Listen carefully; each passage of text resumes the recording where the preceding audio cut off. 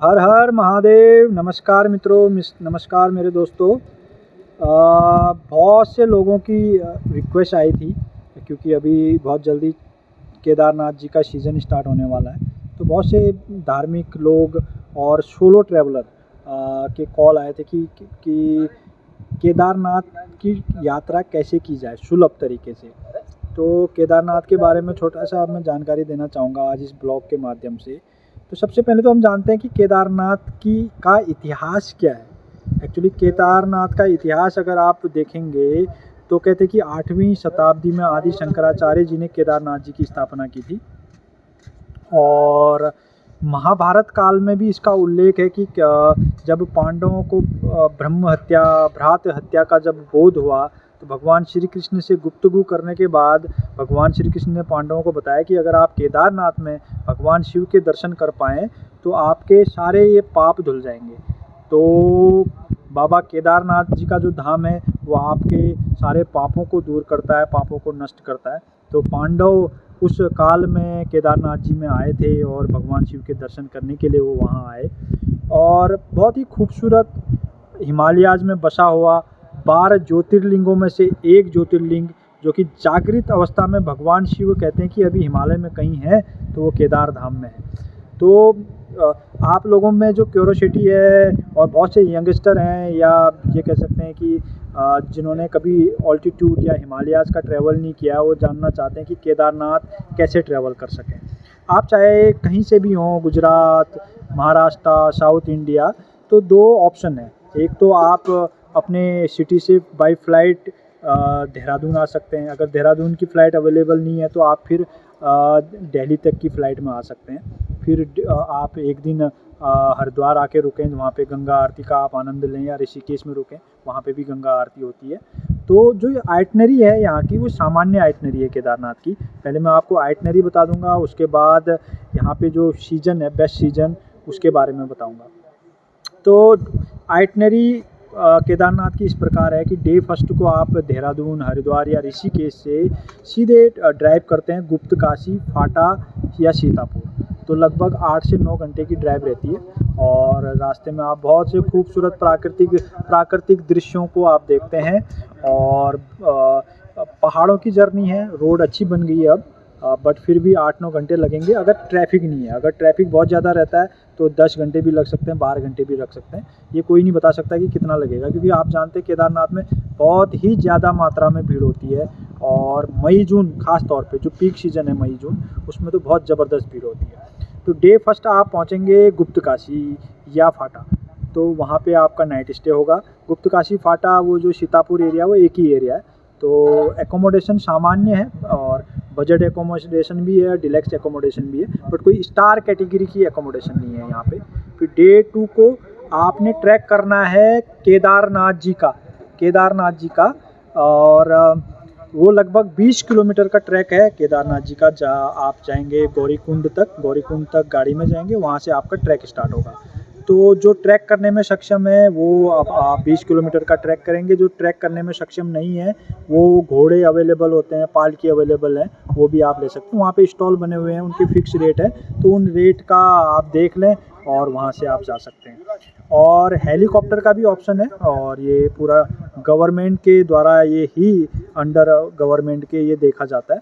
तो उसके booking process है और जब भी सीज़न स्टार्ट होगा उससे पहले उनकी सीट्स खुलती हैं। बहुत ज़्यादा भीड़ रहती है, क्योंकि ये समझ लो कि जब ऑनलाइन बुकिंग स्टार्ट होती है तो तुरंत सोल्ड आउट हो जाता है। तो आपने अगर हेली से ट्रैवल करने का सोचा है तो जल्दी से जल्दी जब भी बुकिंग खुल जाए हेलीकॉप्टर की तो आप तुरंत ट्राई कर लें, अपनी सीट बुक करने की कोशिश करें।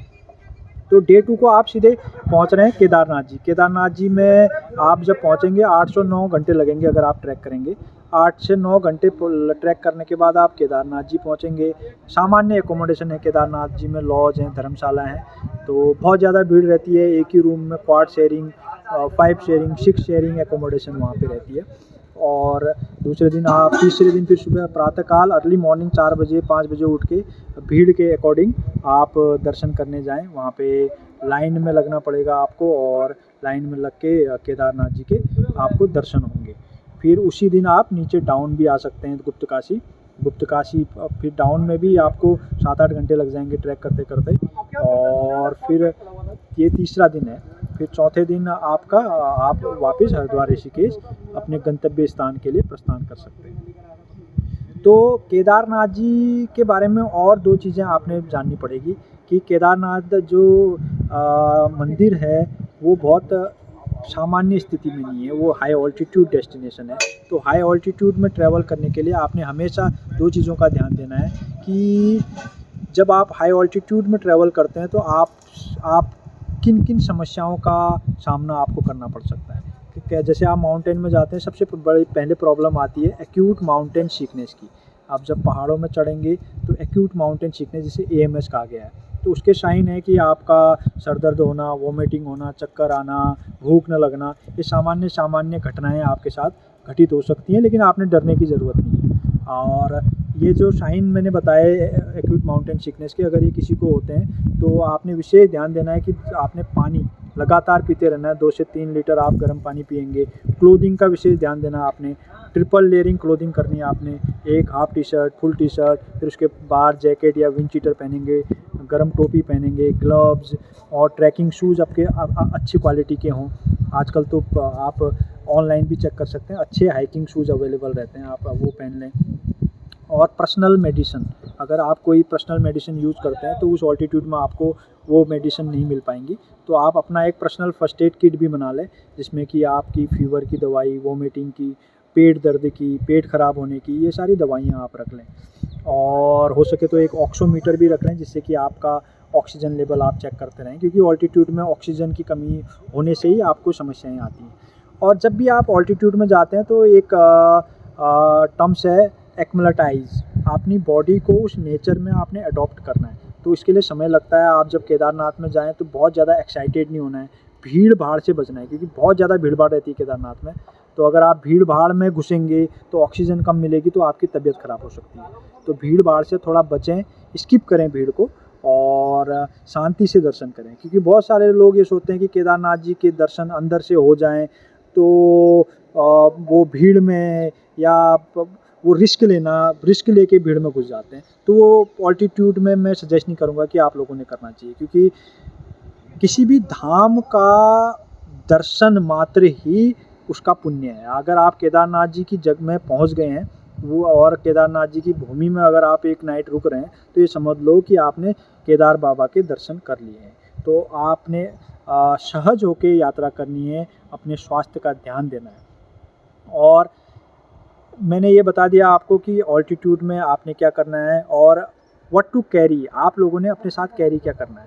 अगर आप एक नाइट स्टे करने के लिए केदारनाथ का ट्रैक कर रहे हैं तो गर्म कपड़े आपके पास होने चाहिए, एक्स्ट्रा सॉक्स आपके पास होनी चाहिए, एक टॉर्च आपके पास होनी चाहिए, थर्मस बोतल जिसमें आप पानी भरें, क्योंकि 3 लीटर पानी तो लगभग आपने पीना ही है।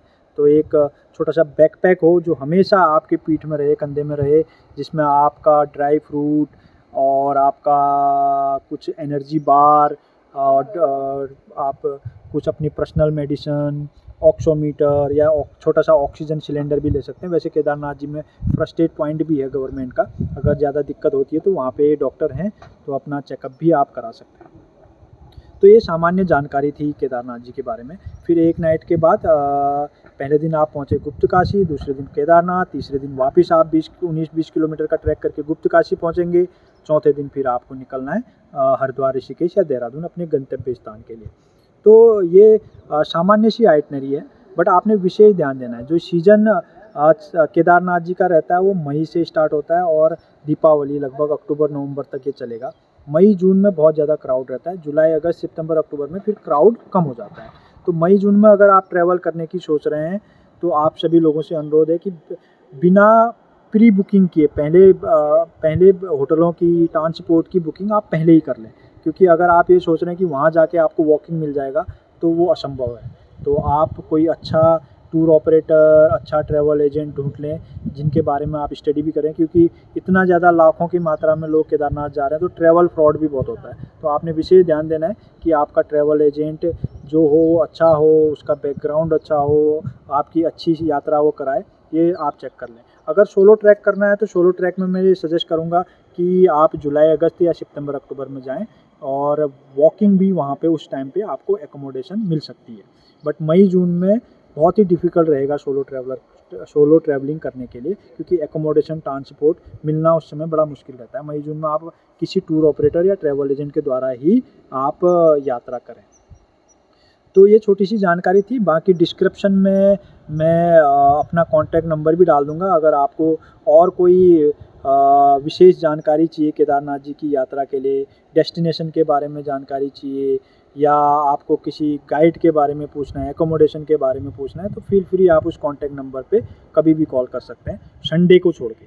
संडे को आप कॉल ना करें, अन्यथा आप कभी भी कॉल कर लें। मैं आपको पूरी डिटेल में जानकारी बता दूंगा कि आप केदारनाथ में कैसे आप अपनी यात्रा करें।